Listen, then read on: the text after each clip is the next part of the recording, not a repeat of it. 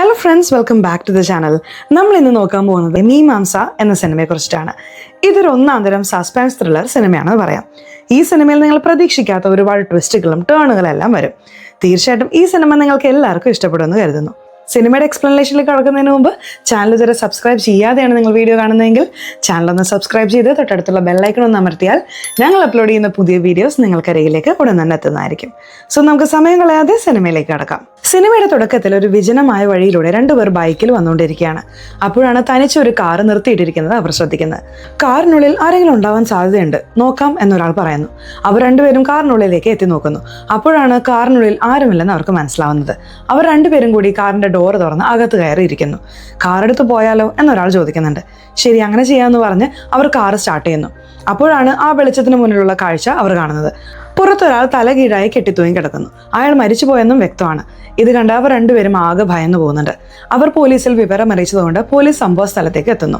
ഇവിടെ ഹീറോയിന്റെ അസിസ്റ്റന്റ് ആണ് വന്നിരിക്കുന്നത്. അദ്ദേഹം ഈ രണ്ട് ചെറുപ്പക്കാരോടും കാര്യങ്ങൾ ചോദിച്ചറിയുന്നു.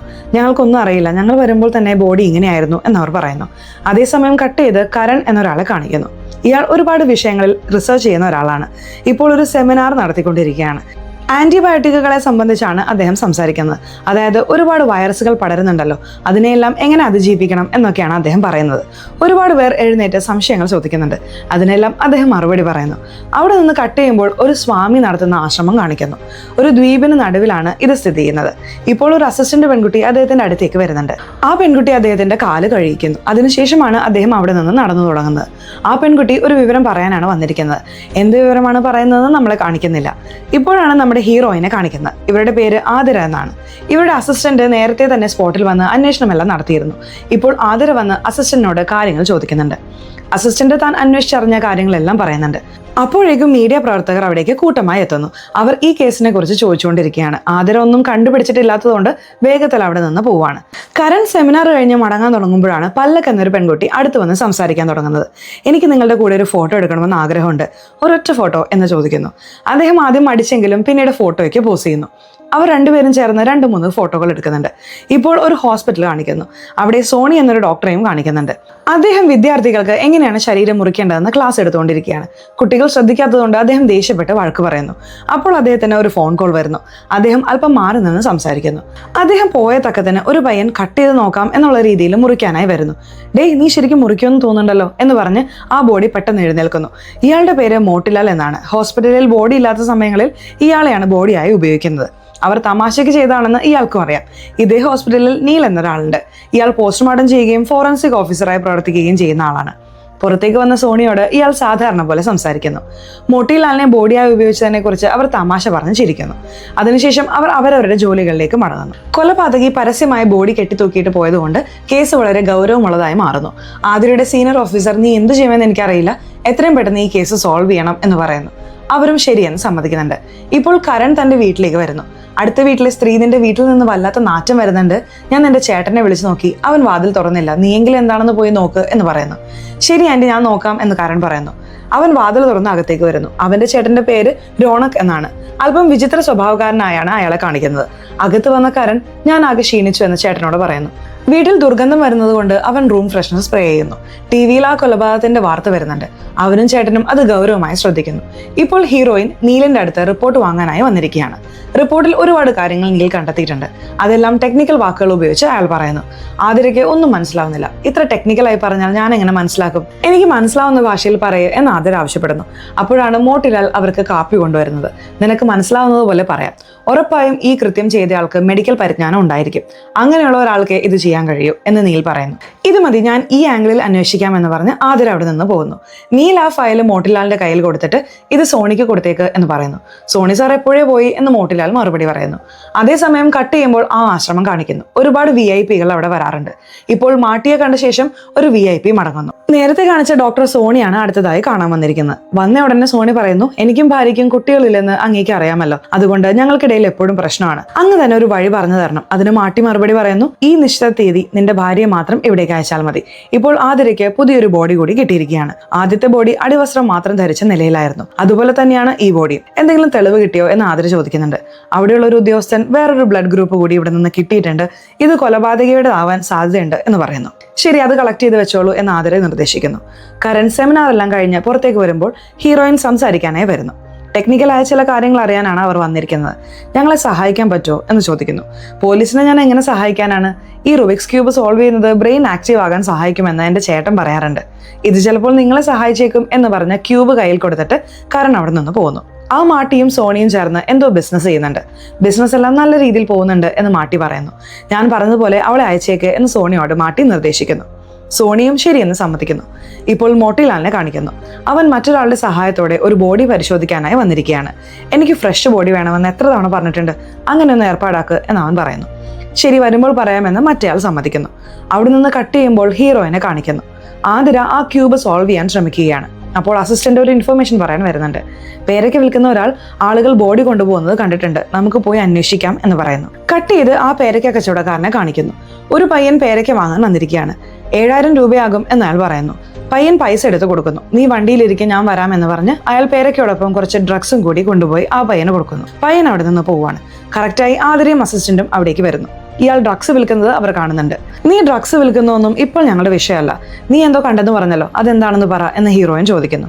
അതെ മാഡം, ഒരു ആംബുലൻസിൽ ബോഡി കൊണ്ടുപോകുന്നത് ഞാൻ എൻ്റെ 2 കണ്ണുകൊണ്ട് കണ്ടു എന്ന് അയാൾ പറയുന്നു. അയാൾ പറയുന്നത് അവർക്ക് പൂർണ്ണ വിശ്വാസം വരുന്നില്ല. ശരി, ഇനി അങ്ങനെ വണ്ടി പോകുന്നത് കണ്ടാൽ ഉടനെ ഞങ്ങളെ വിളിക്കണം എന്ന് പറഞ്ഞ് അവർ നമ്പർ വാങ്ങി പോകുന്നു. കരൺ ഒരു പുസ്തകം വായിച്ചുകൊണ്ട് ഉറങ്ങിപ്പോയിരുന്നു. രാവിലെ കോളിംഗ് ബെൽ അടിക്കുന്ന ശബ്ദം കേട്ട് വാതിൽ തുറന്നു നോക്കുമ്പോൾ ആ പെൺകുട്ടി പല്ലക്കാണ് വന്നിരിക്കുന്നത്. അവൻ സംസാരിച്ചുകൊണ്ട് നിൽക്കുകയാണ്. ഉള്ളിലേക്ക് ക്ഷണിക്കുന്നില്ലേ എന്ന് അവൾ ചോദിക്കുന്നുണ്ട്. അവൻ വാതിൽ തുറക്കുന്നു. ഇപ്പോൾ മോട്ടിലാലും മറ്റേ ആളും കൂടി ഒരു ബോഡി കൊണ്ടുവന്നിട്ടുണ്ട്. ബോഡി ഫ്രഷ് ആണ്, നിങ്ങൾ ഓക്കെ പറഞ്ഞാൽ അയക്കാം എന്ന് മോട്ടിലാൽ പറയുന്നു. സോണിയോടാണ് അവൻ ഇത് പറയുന്നത്. അയച്ചോളൂ എന്ന് സോണി പറയുന്നു. അവനും ശരിയെന്ന് പറഞ്ഞ് പോവാൻ തയ്യാറെടുക്കുകയാണ്. കരൺ പല്ലക്കിന് വേണ്ടി കാപ്പി ഉണ്ടാക്കുകയാണ്. ആ സമയം അവൾ അവിടെയുള്ള പുസ്തകങ്ങൾ നോക്കുന്നു. നിങ്ങൾ ഈ പുസ്തകങ്ങളെല്ലാം വായിക്കാറുണ്ടോ? ഞാൻ വായിക്കില്ല, ചേട്ടൻ വായിക്കും എന്നവൻ പറയുന്നു. ഓഹോ, നിങ്ങൾക്ക് ചേട്ടനും ഉണ്ടോ? അതെ, അവന്റെ പേര് റോണക്. എനിക്കും ഒരു ചേച്ചി മാത്രമേ ഉള്ളൂ, പേര് ആതിര, പോലീസിലാണ് എന്ന് പല്ലക്ക് പറയുന്നു. ഓഹോ, അതാണോ നിന്റെ ചേച്ചി? എന്നോട് ഹെൽപ്പ് ചോദിച്ചു വന്നിരുന്നു, പക്ഷെ എനിക്ക് സഹായിക്കാൻ പറ്റില്ലെന്ന് ഞാൻ പറഞ്ഞു. എന്താ അങ്ങനെ പറഞ്ഞത്? നിങ്ങൾക്ക് എന്തെങ്കിലും ഹെൽപ്പ് ചെയ്യാമായിരുന്നില്ലേ എന്ന് പല്ലക്ക് ചോദിക്കുന്നു. നിനക്ക് കഴിയുമെങ്കിൽ ശ്രമിച്ചു നോക്ക്, ഞാൻ നിർബന്ധിക്കില്ല എന്ന് പറഞ്ഞ് അവൾ പോകുന്നു. ആ പേരയ്ക്കക്കാരൻ പറഞ്ഞത് ആ ദ്വീപിലേക്കാണ് ബോഡി കൊണ്ടുപോയതെന്നാണ്. അവിടെയാണ് മാട്ടിയുടെ ആശ്രമം എന്നിവർക്കറിയാം. അവിടെ ഒന്ന് ചെക്ക് ചെയ്താലോ എന്ന് ആതിര ചോദിക്കുന്നുണ്ട്. അയാൾക്ക് വലിയ ആളുകളുമായി ബന്ധമുണ്ട്, എടുത്തു ചാടി ഒന്നും ചെയ്യാൻ പറ്റില്ല എന്ന് അസിസ്റ്റന്റ് പറയുന്നു. അവർ സംസാരിച്ചുകൊണ്ടിരിക്കുമ്പോൾ കരൺ അവിടേക്ക് വരുന്നു. നിങ്ങൾ എന്നോട് സഹായം ചോദിച്ചില്ലേ? എനിക്ക് ചില കാര്യങ്ങൾ അറിയാം. എന്തറിയാം എന്ന് ആതിര ചോദിക്കുന്നുണ്ട്. ഈ കൊലപാതകം ചെയ്യുന്നവന്റെ മാനസിക നില ശരിയായിരിക്കില്ല, അവനൊരു വലിയ അഡിക്റ്റ് ആയിരിക്കും. മരിച്ച ശരീരങ്ങളുമായി പോലും അവൻ ബന്ധപ്പെടാൻ സാധ്യതയുണ്ട് എന്നെല്ലാം കരൺ പറയുന്നു. അതേസമയം കട്ട് ചെയ്യുമ്പോൾ ആ ദ്വീപ് കാണിക്കുന്നു. ഒരു പുരുഷന്റെ ബോഡിയാണ് കൊണ്ടുപോയിരിക്കുന്നത്. ആ ബോഡിയുടെ കൂടെ ഒരു സ്ത്രീ ഇരിക്കുന്നതായി കാണിക്കുന്നു. കരൺ പറഞ്ഞതൊന്നും അവർ വിശ്വസിക്കുന്നില്ല. സഹായിക്കാൻ ശ്രമിച്ചതിന് നന്ദി എന്ന് പറഞ്ഞ് അവർ അവിടെ നിന്ന് പോകുന്നു. നമ്മൾ പറഞ്ഞത് ഇവർ വിശ്വസിച്ചില്ലല്ലോ എന്നോർത്ത് കരൺ വിഷമത്തോടെ അവരെ നോക്കി നിൽക്കാണ്. രാത്രി കരൺ പല്ലക്കിനെ വിളിച്ച് നടന്ന കാര്യങ്ങളെല്ലാം പറയുന്നു. ഇപ്പോൾ ഹീറോയിൻ ജോലിയെല്ലാം കഴിഞ്ഞ് ക്ഷീണിച്ച് വീട്ടിലേക്ക് വരുന്നു. ഞാനല്ല അവനോട് നിന്നെ സഹായിക്കാൻ പറഞ്ഞത്, എന്നിട്ട് നീ എന്തിനാ വെറുപ്പിച്ചത് എന്നെല്ലാം പല്ലക്ക് ചോദിക്കുന്നു. നിനക്ക് വേണ്ടി ഞാൻ ഭക്ഷണം റെഡിയാക്കി വെച്ചിട്ടുണ്ട്, ഇരിക്കും, ഞാൻ എടുത്തു വരാമെന്ന് പറഞ്ഞ് പല്ലക്ക് സന്തോഷത്തോടെ പോകുന്നു. മോട്ടിലാലും കൂട്ടാളികളും ആംബുലൻസുമായി ബോട്ടിന് വേണ്ടി കാത്തിരിക്കുകയാണ്. അവർ സോണിക്ക് വിവരം കൈമാറുന്നു. ആ പേരയ്ക്കക്കാരൻ ഇതെല്ലാം ഒളിച്ചിരുന്ന് കാണുന്നുണ്ട്. അവനുടൻ ഹീറോയിനെ വിളിച്ച് കാര്യം പറയുന്നു. ഉടനെ വരാമെന്ന് പറഞ്ഞ ഹീറോയിൻ അവിടെ നിന്ന് ഇറങ്ങാണ്. ചേച്ചി ഫുഡ് കഴിച്ചിട്ട് പോയെന്ന് പല്ലക്ക് പറയുന്നുണ്ടെങ്കിലും ആതിര വേഗത്തിൽ പോകുന്നു. മോട്ടിലാലും കൂട്ടാളികളും പോകാൻ തുടങ്ങുമ്പോഴാണ് ആതിര ജീപ്പിൽ വരുന്നത്. ദൂരെ നിന്ന് വരുന്നത് കണ്ടപ്പോൾ തന്നെ പേരയ്ക്കക്കാരൻ വിളിച്ചു പറയുന്നു, മാഡം ലൈറ്റ് ഓഫ് ചെയ്തിട്ട് വാ. അവരും ലൈറ്റ് ഓഫ് ചെയ്ത് ആ വാനിന് അടുത്ത് വരെ എത്തുന്നു. പെട്ടെന്ന് ജീപ്പിൽ നിന്നിറങ്ങി അവരെ തോക്ക് ചൂണ്ടി നിർത്തുന്നു. എല്ലാവരും പേടിച്ചിരിക്കുകയാണ്. അപ്പോഴാണ് കൂട്ടത്തിൽ മോട്ടിലാലുള്ളത് ആതിര ശ്രദ്ധിക്കുന്നത്. നീ നീലിന്റെ കൂടെ ജോലി ചെയ്യുന്നവനല്ലേ എന്ന് ചോദിക്കുന്നു. അതെ എന്ന് അവൻ പേടിയോടെ പറയുന്നു. ആതിര ഉടൻ നീലിനെ വിളിക്കുന്നുണ്ട്. നിങ്ങളുടെ കൂടെ ജോലി ചെയ്യുന്നവൻ ഒരു തെറ്റ് ചെയ്ത് എന്റെ കയ്യിൽ കിട്ടിയിട്ടുണ്ട് എന്ന് പറയുന്നു. ഇപ്പോൾ ആതിര അവരെ 3 പേരെയും ഇരുത്തി അടിച്ചു ചോദ്യം ചെയ്യുകയാണ്. രണ്ടാമത്തെ കൊലപാതകം നടന്നപ്പോൾ ആദ്യം ബോഡി കണ്ടയാളെ അവിടേക്ക് വിളിപ്പിക്കുന്നു. അന്ന് നീ ഇവനെ എവിടെയെങ്കിലും വെച്ച് കണ്ടിരുന്നോ എന്ന് ചോദിക്കുന്നു. അതെ മാഡം, അവൻ ഇവിടെ കറങ്ങി നടക്കുന്നത് ഞാൻ കണ്ടിരുന്നു എന്ന് സാക്ഷി പറയുന്നു. മാഡം, ഞാൻ അബദ്ധത്തിൽ ആ വഴിക്ക് പോയതായിരിക്കും, പക്ഷെ ആ കൊലപാതകവുമായി എനിക്ക് ബന്ധമില്ല എന്ന് മോട്ടിലാൽ പറയുന്നു. ഹീറോയിൻ അവനെ തല്ലാൻ തുടങ്ങുന്നു. എന്തിനാണ് ബോഡി കൊണ്ടുപോകുന്നത്, കാര്യം പറ എന്ന് ചോദിക്കുന്നു. സോണി സാർ പറഞ്ഞിട്ടാണ് ഞങ്ങളിത് ചെയ്യുന്നത്. ആ ദ്വീപിലുള്ള ചിലർക്ക് മരിച്ച ശരീരങ്ങളുമായി ബന്ധപ്പെടാൻ ആഗ്രഹമുണ്ട്, അതിനുവേണ്ടിയാണ് കൊണ്ടുപോകുന്നത് എന്നവൻ സമ്മതിക്കുന്നു. ഇപ്പോൾ ആതിരയ്ക്ക് വേണ്ട തെളിവ് കിട്ടി. അവിടെ പോയി റെയ്ഡ് ചെയ്യ്, ഞാൻ സോണിയെ പോയി കാണാം എന്ന് അസിസ്റ്റന്റിനോട് പറയുന്നു. അതേസമയം മാട്ടി ഒരു പെൺകുട്ടിയുമായി ശാരീരിക ബന്ധത്തിൽ ഏർപ്പെടാൻ തയ്യാറെടുക്കുകയാണ്. അപ്പോഴാണ് അസിസ്റ്റന്റും ടീമും അവിടേക്ക് അതിക്രമിച്ച് കയറുന്നത്. അവർ ശബ്ദമുണ്ടാക്കാതെ അകത്ത് കടന്ന് ഓരോ റൂമും പരിശോധിക്കുന്നു. മാട്ടി എവിടെ എന്ന് തിരയുന്നു. അപ്പോൾ ഒരു സ്ഥലത്ത് മാട്ടിയുടെ ആഭരണങ്ങൾ ഊരി വെച്ചിരിക്കുന്നത് കാണുന്നു. എല്ലാവരും ഒരു റൂമിലേക്ക് കൈ ചൂണ്ടുന്നു. ആ റൂമിൽ ചെന്ന് നോക്കുമ്പോൾ വസ്ത്രങ്ങളില്ലാതെ ഒരു സ്ത്രീയെ കാണുന്നു. നിങ്ങൾ ആരാണ്, എന്തിനവിടെ വന്നു എന്നെല്ലാം അസിസ്റ്റന്റ് ചോദിക്കുന്നുണ്ട്. ഞാൻ സോണിയുടെ ഭാര്യയാണ് എന്നവർ പറയുന്നു. ഇവിടെ ആതിരയുടെ ടീം സോണിയെ അറസ്റ്റ് ചെയ്യാനായി ചെല്ലുമ്പോൾ സോണി അവിടെ മരിച്ചു കിടക്കുന്നതാണ് കാണുന്നത്. നമ്മൾ വരുന്നതിന് മുൻപേ ആരോ ഇയാളെ കൊന്നുകളഞ്ഞു എന്നവർ ചിന്തിക്കുന്നു. പല്ലക്ക് വീട്ടിലിരിക്കുമ്പോൾ ആരോ അകത്തേക്ക് വരുന്നതായി കാണിക്കുന്നു. ആരാണെന്ന് നോക്കാൻ ചെല്ലുന്ന പല്ലക്കിനെ ആ വന്നയാൾ തട്ടിക്കൊണ്ടുപോകുന്നു. അസിസ്റ്റന്റ് ആതിരയെ വിളിച്ച് മാട്ടി അവിടെ നിന്ന് രക്ഷപ്പെട്ടു എന്ന് പറയുന്നു. ഇവിടെ സോണി മരിച്ചു കിടക്കുന്നു എന്ന് ആതിരയും മറുപടി പറയുന്നു. കരൺ ഹീറോയിനെ കാണാനായി സ്റ്റേഷനിലേക്ക് കാത്തിരിക്കുകയാണ്. ആതിര അവിടെ തിരക്കിട്ട് വരുന്നു. എനിക്ക് നിങ്ങളോട് പ്രധാനമായ ചിലത് പറയാനുണ്ട് എന്ന് പറഞ്ഞ് കരൺ കൊലപാതകത്തിന്റെ പാറ്റേൺ വിശദീകരിക്കാൻ ശ്രമിക്കുന്നു. പക്ഷെ ആതിരയ്ക്ക് അത് കേൾക്കാൻ താല്പര്യമില്ല. അപ്പോഴാണ് നീൽ വിളിച്ച ഒരു വിവരം പറയുന്നത്. രണ്ടാമത്തെ ക്രൈം സ്പോട്ടിൽ നിന്ന് കിട്ടിയ ബ്ലഡ് സാമ്പിളും മോട്ടിലാലിന്റെ ബ്ലഡും മാച്ച് ആവുന്നുണ്ട്. ഇത് കേട്ട് ആതിര സന്തോഷിക്കുന്നു. കേസ് കഴിഞ്ഞു, മോട്ടിലാലാണ് കൊലപാതകി എന്നവർ പറയുന്നു. എന്നാൽ അടുത്ത് നിൽക്കുന്ന കരൺ ഇവൻ ചെയ്യാൻ സാധ്യതയില്ല എന്ന് തറച്ചു പറയുന്നു. നീ എന്ത് അടിസ്ഥാനത്തിലാണ് അത് പറയുന്നത്? ഇവൻ തന്നെയാണ് കൊലപാതകി. മാഡം, സത്യമായിട്ടും ഇവൻ ചെയ്തിരിക്കാൻ സാധ്യതയില്ല. എന്റെ സ്റ്റേഷനിൽ വന്ന് എന്നെ തന്നെ പഠിപ്പിക്കുകയാണോ എന്ന് പറഞ്ഞ ആതിര ദേഷ്യപ്പെടുന്നു. അപ്പോഴാണ് എല്ലാവരുടെയും ഫോണിലേക്കും ഒരു നോട്ടിഫിക്കേഷൻ വരുന്നത്. അത് പല്ലക്കിന്റെ വീഡിയോ ആയിരുന്നു. അത് കണ്ട് ഹീറോയിൻ ഞെട്ടിപ്പോവാണ്. അതിനു പിന്നാലെ മറ്റൊരു വീഡിയോ കൂടി വരുന്നു. മുഖംമൂടി അണിഞ്ഞ ഒരാൾ സംസാരിക്കുന്നു. ഇത് ഇതോടെ തീരില്ല. ശേഷം മനസ്സിലാകാത്ത ഭാഷയിൽ ഒരു വാക്കും പറയുന്നു. ആ ആളെ കാണാൻ തന്റെ ചേട്ടൻ റോണക്കിനെ പോലെ ഉണ്ടെന്ന് കരണിന് തോന്നുന്നു. അവനും ഞെട്ടുകയാണ്. ആ വാക്ക് അവൻ മുൻപ് കേട്ടിട്ടുണ്ട്. അവൻ വേഗം വീട്ടിലേക്ക് ഓടി ചേട്ടന്റെ റൂമിലേക്ക് പോകുന്നു. ആ വാക്കിന്റെ അർത്ഥം അവിടെ ബോർഡിൽ എഴുതി വെച്ചിട്ടുണ്ട്. പോലീസിന് മാട്ടിയുടെ രൂപം അറിയില്ല. അതുകൊണ്ട് മാട്ടിയാണ് ഇതെല്ലാം ചെയ്യുന്നതെന്ന് അവർ കരുതുന്നു. സോണിയുടെ ഭാര്യയെ ചോദ്യം ചെയ്താൽ കൂടുതൽ വിവരങ്ങൾ അറിയാമെന്ന് അവർ തീരുമാനിക്കുന്നു. ആതിര അവരോട് സംസാരിക്കാനായി ചെല്ലുന്നുണ്ട്. നിങ്ങൾ എന്തിനാണ് അങ്ങോട്ടേക്ക് പോയത് എന്ന് ചോദിക്കുന്നു. തങ്ങൾക്കും ഭർത്താവിനും വർഷങ്ങളായി കുട്ടികളില്ലാത്തതുകൊണ്ട് മാട്ടിയുമായി ബന്ധപ്പെടാനാണ് പോയതെന്ന് അവർ പറയുന്നു. ഇത് കേട്ട് ആതിര ദേഷ്യപ്പെടുന്നു. നിങ്ങളുടെ ഭർത്താവും മാട്ടിയുമായി എന്താണ് ഇത്ര അടുപ്പം എന്ന് ചോദിക്കുന്നു. അവർ രണ്ടുപേരും ബിസിനസ് പാർട്ട്നേഴ്സാണ്. കേടാവാറായ ആട്ടിറച്ചിയും എല്ലാം ഇവർ സംസ്കരിച്ച് വിൽക്കുമായിരുന്നു. അതിലൂടെയാണ് അവർ പണം സമ്പാദിച്ചിരുന്നത് എന്ന് ആ സ്ത്രീ പറയുന്നു. നേരത്തെ കൊല്ലപ്പെട്ട രണ്ടുപേരും മീറ്റ് ബിസിനസ് ചെയ്യുന്നവരായിരുന്നു. അപ്പോൾ ബിസിനസ് വൈരാഗ്യം മൂലം മാട്ടി കൊന്നതായിരിക്കുമോ എന്ന് ആതിര സംശയിക്കുന്നു. കരൺ വീണ്ടും സംസാരിക്കാനായി വരുന്നു. അയാൾ പറഞ്ഞ വാക്കിന്റെ അർത്ഥം 4 കൊലപാതകങ്ങൾ എന്നാണ്. മൊത്തം 4 കൊലപാതകങ്ങൾ നടക്കും. ഇതുവരെ 3 എണ്ണം കഴിഞ്ഞു. ഇനി 1 കൂടി നടക്കും. ഇതൊക്കെ നിനക്ക് എങ്ങനെ അറിയാം എന്ന് ആതിര ചോദിക്കുമ്പോൾ എന്റെ ചേട്ടൻ വഴിയാണ് എനിക്ക് ഈ വിവരങ്ങളെല്ലാം കിട്ടിയത് എന്ന് കരൺ പറയുന്നു. ഇവർക്ക് കിട്ടിയ വീഡിയോ ഇപ്പോൾ ന്യൂസിൽ വന്നിരിക്കുകയാണ്. നമുക്ക് കിട്ടിയ വീഡിയോ എങ്ങനെ ന്യൂസ് ചാനലിൽ കിട്ടി എന്ന് ആതിര ദേഷ്യപ്പെടുന്നു. അന്വേഷിക്കുമ്പോൾ പല്ലക്കിന്റെ ഫോണിൽ നിന്നാണ് അത് പോയതെന്ന് മനസ്സിലാവുന്നു. കരൺ തിരികെ വീട്ടിലെത്തി ചേട്ടന്റെ റൂമിലേക്ക് വരുന്നു. അപ്പോൾ ഒരു ഫ്ലാഷ് ബാക്ക് കാണിക്കുന്നു. ചേട്ടനും അവനും ആ ക്യൂബ് സോൾവ് ചെയ്ത് സംസാരിക്കുന്ന രംഗം. കരൺ ഇപ്പോൾ ചെയ്യുന്ന റിസർച്ചുകളെല്ലാം ഒരു കാലത്ത് അവന്റെ ചേട്ടൻ റോണക്ക് ചെയ്തിരുന്നതാണ്. അദ്ദേഹം ഒരുപാട് പുസ്തകങ്ങളും എഴുതിയിട്ടുണ്ട്. ഒരു ഫ്ലാഷ് ബാക്കിൽ റോണക്ക് സെമിനാർ എടുക്കുന്നത് കാണിക്കുന്നു. ഡോളി എന്നൊരു ചെറിയ പെൺകുട്ടിയെ കുറിച്ചിട്ടാണ് അയാൾ പറയുന്നത്. അമ്മ കള്ള മാർക്കറ്റിൽ വിറ്റ ആ കുട്ടിയെ ഒരാൾ വാങ്ങി. അയാൾ ദിവസവും അവളെ ക്രൂരമായി പീഡിപ്പിച്ചു. ഒടുവിൽ ആ കുട്ടി മരിച്ചുപോയി. ഇത് കേൾക്കുമ്പോൾ നിങ്ങൾക്ക് എന്ത് തോന്നുന്നു? ഇതേ ഡോളി ഒരു മൃഗമാണെന്ന് പറഞ്ഞാൽ നിങ്ങൾക്ക് ഇതേ വിഷമം തോന്നുമോ? ഇല്ല. ഇതുവരെ ലോകത്ത് വന്ന എല്ലാ വൈറസുകളും മനുഷ്യരിലേക്ക് പകരാൻ ഒരേ ഒരു കാരണം മൃഗങ്ങളാണ്. ആ മൃഗങ്ങളുടെ മാംസം കഴിക്കുന്നതിലൂടെയാണ് അത് നമ്മുടെ ശരീരത്തിൽ പകരുന്നത്. എല്ലാവരും അതുകൊണ്ട് ബുദ്ധിമുട്ടാണ്. ഇതെങ്ങനെയെങ്കിലും തടയണം എന്ന് റോണക്ക് ആ സെമിനാറിൽ പറഞ്ഞിരുന്നു. നടന്ന സംഭവങ്ങളെല്ലാം വെച്ച് കരണിനും ചേട്ടനെയാണ് സംശയം. ചേട്ടനെ വീട്ടിൽ കാണുന്നുമില്ല. അതുകൊണ്ട് അവൻ തന്നെ പോലീസിനെ വിളിക്കുന്നു. എന്റെ ചേട്ടൻ റോണക്കാണ് ഇതെല്ലാം ചെയ്യുന്നതെന്ന് ഞാൻ സംശയിക്കുന്നു. നിങ്ങൾ ഉടനെ വരണം എന്ന് പറയുന്നു. ആതിരയും ടീമും അവന്റെ വീട്ടിലേക്ക് വരുന്നു. അവർ വീട് മുഴുവൻ തിരയുന്നുണ്ട്. കുറച്ച് ബ്ലഡ് സാമ്പിളുകൾ കിട്ടുന്നു. ഇതെല്ലാം നിന്റെ ചേട്ടനാണ് ചെയ്തതെങ്കിൽ എന്റെ അനിയത്തിയെ തട്ടിക്കൊണ്ടുപോയതും നിന്റെ ചേട്ടനായിരിക്കുമോ എന്ന് ആതിര ചോദിക്കുന്നു. അവർ സാമ്പിളുകളുമായി മടങ്ങുന്നു. ഹീറോയിൻ രാത്രി വീട്ടിൽ വന്ന് അനിയത്തിയെ കിട്ടാത്തതോർത്ത് കരയുന്നു. അസിസ്റ്റന്റിന് ഇപ്പോഴും മോട്ടിലാലിനെ സംശയമുണ്ട്. അവൻ മോട്ടിലാലിനെ ഭീഷണിപ്പെടുത്തി ചോദ്യം ചെയ്യുകയാണ്. അപ്പോൾ വീണ്ടും ഒരു നോട്ടിഫിക്കേഷൻ വരുന്നു. ഇപ്രാവശ്യം ചേട്ടൻ മുഖം മറയ്ക്കാതെയാണ് സംസാരിക്കുന്നത്. ഇവനെ നിനക്കറിയാമോ? സത്യം പറ എന്ന് അസിസ്റ്റന്റ് മോട്ടിലാലിനോട് ചോദിക്കുന്നു. സത്യമായി എനിക്ക് ഇവൻ അറിയില്ല എന്ന് മോട്ടിലാൽ പറയുന്നു. അസിസ്റ്റന്റ് ഉടനെ ഹീറോയിനെ വിളിക്കുന്നു. മാഡം, അവനാണ് ഇതെല്ലാം ചെയ്യുന്നതെന്ന് അവൻ തന്നെ വീഡിയോയിൽ സമ്മതിച്ചു. ആ വീഡിയോ വന്നത് നിങ്ങളുടെ അനിയത്തിയുടെ ഫോണിൽ നിന്നാണ്. ആ ഫോൺ ഇപ്പോൾ നിങ്ങളുടെ വീട്ടിലാണെന്ന് ലൊക്കേഷൻ കാണിക്കുന്നുണ്ട് എന്ന് പറയുന്നു. ആതിര അനിയത്തിയുടെ നമ്പറിലേക്ക് വിളിക്കുന്നുണ്ട്. ഫോൺ റിങ് ചെയ്യുന്നുണ്ട്.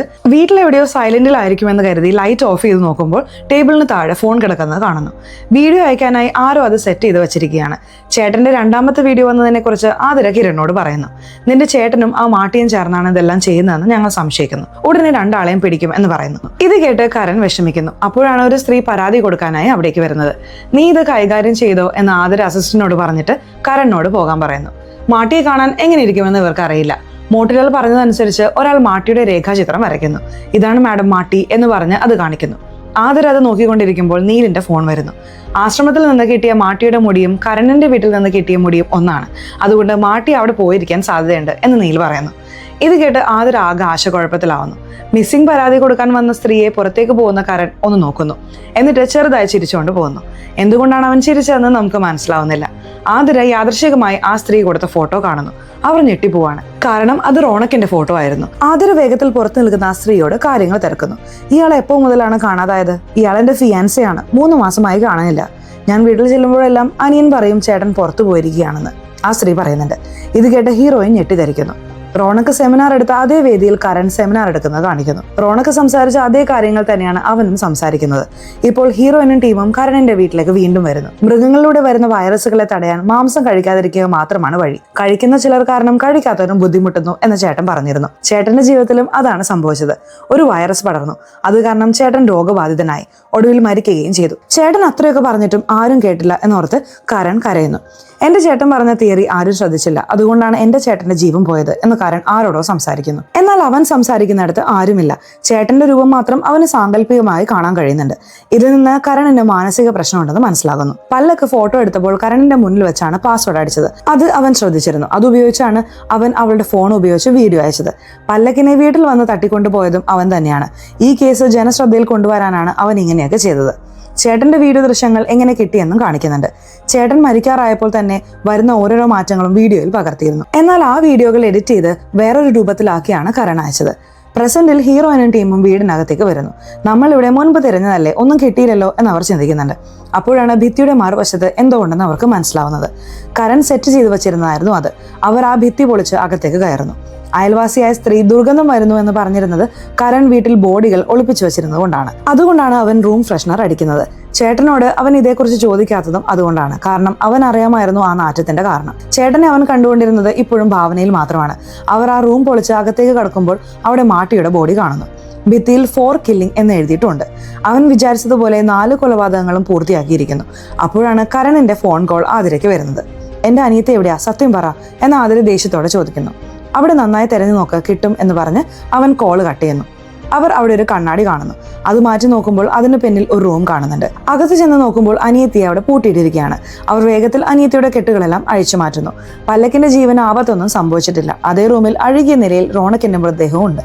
അവരും ആ ബോഡി കാണുന്നുണ്ട്. ചേട്ടൻ മരിച്ചതിന് ഒരു ബോധവൽക്കരണം നൽകാനാണ് കരൺ ഇതെല്ലാം ചെയ്തത്. ആ 4 പേരും വലിയ തോതിൽ മാംസ കച്ചവടം നടത്തുന്നവരായതുകൊണ്ടാണ് അവരെ തന്നെ തെരഞ്ഞുപിടിച്ച് കൊന്നത്. അനിയത്തി ആകെ ഭയന്നിരിക്കുകയാണ്.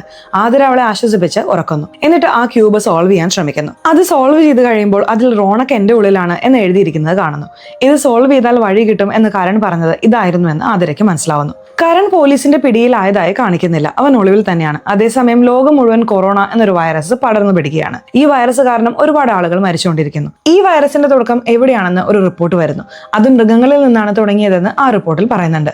ഈ വാർത്ത നീൽ കാണുന്നിടത്ത് സിനിമ അവസാനിക്കുന്നു. സിനിമ എങ്ങനെ ഉണ്ടായിരുന്നു? ഇഷ്ടപ്പെട്ടോ? സിനിമയെ കുറിച്ചിട്ടുള്ള നിങ്ങളുടെ അഭിപ്രായങ്ങൾ തീർച്ചയായിട്ടും കമന്റ് ബോക്സിൽ രേഖപ്പെടുത്തണേ. അതുപോലെ ചാനൽ സബ്സ്ക്രൈബ് ചെയ്തിട്ടില്ലെങ്കിൽ ചാനൽ ഒന്ന് സബ്സ്ക്രൈബ് ചെയ്ത് വീഡിയോ ഇഷ്ടമായെങ്കിൽ ഒരു ലൈക്ക് കൂടി തരാൻ മറക്കരുത്. സോ ഇനി അടുത്തൊരു വീഡിയോയിൽ കാണുന്നത് വരെ ബൈ.